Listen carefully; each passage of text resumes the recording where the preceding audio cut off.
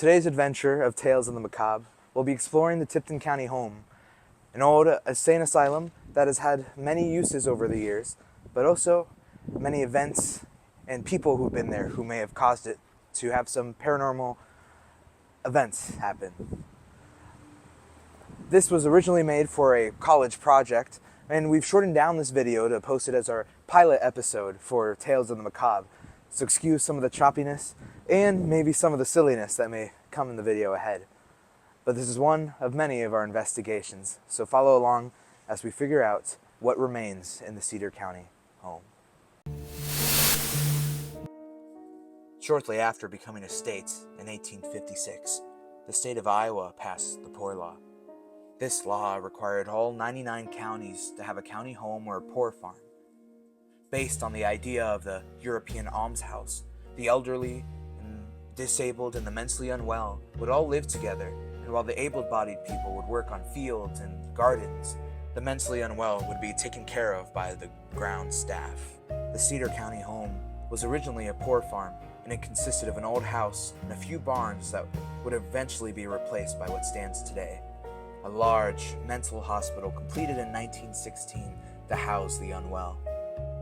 It would go on to eventually become a nursing home until it ultimately would shut down and be abandoned in the early 2000s. According to county records, many violent people were housed in this complex. A notable patient is John Funk, who was put into the home for slitting his wife's throat open. Many like him once roamed the halls of this building. Today, we'll be using two tools for the investigation: an EMF reader to measure spiritual presence in the area, and a spirit box to communicate with the spirits.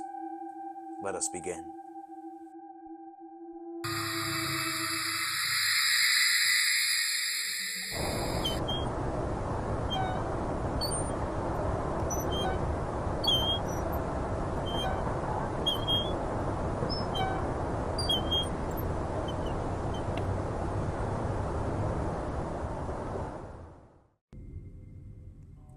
Let us begin with our first destination being the sitting room.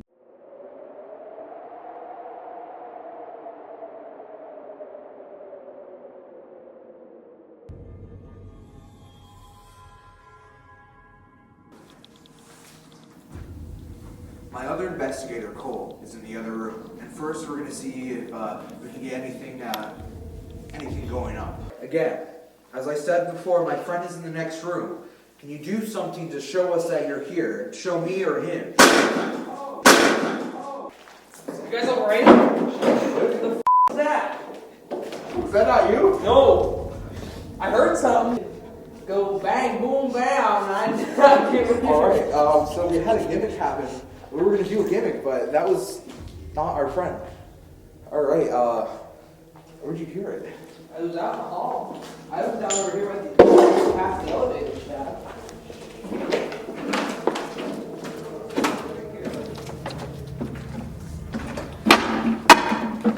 was going to say, it came from the other side. You're over here. No, I was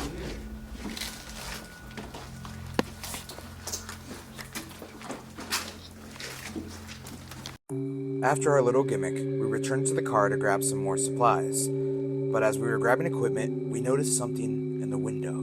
A figure. Someone dressed in clothes that didn't match our time. Of course, we had to go investigate it. So, we were walking back to the car, right? And we're sitting in the car. And I look back, and I keep seeing a figure in one of the windows. Like, very obvious. Everybody's seeing it. So we are going to, we're on our way back right now. And so, we made our ways through the abandoned halls of this asylum to reach the second floor room of which we saw the man standing. This one, Cole? No, it's that one. That one and the next one over. That one he's seen somebody, and then the next one over I seen somebody. But in the next one over where I seen somebody, the door is shut. How hard is it going to be open? Not very hard. Is there anything that could resemble a human in here, though? I don't know. No. Because, like, we were all the way over there, right? All the way over there. You want to pull out the spirit box? Were you guys watching us from the window?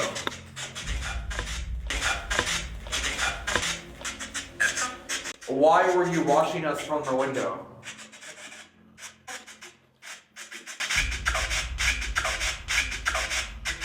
So you can go. Is there a presence here that doesn't like us being here because we have Ella, who is a woman?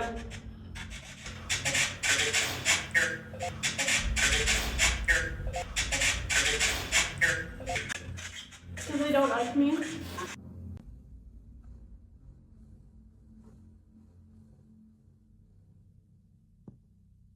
What's in the basement? Children. They said it again, children.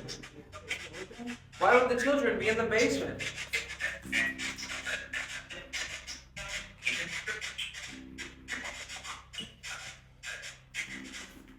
Are we getting that wrong? Are the children not in the basement?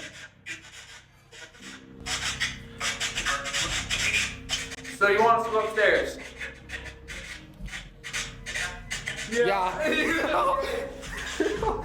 Why do you want us to go upstairs with Ella? Is it a good idea for us to go back up to the 3rd floor?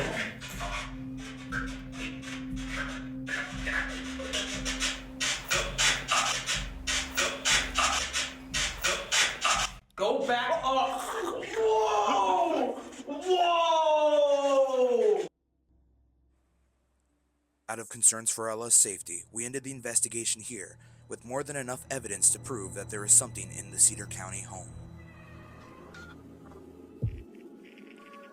Those violent men from many years ago are still violent, but luckily for us, they are still locked up, confined among these brick walls. As for the other spirits, they're stuck here alongside with them, watching time pass as the building continues to crumble.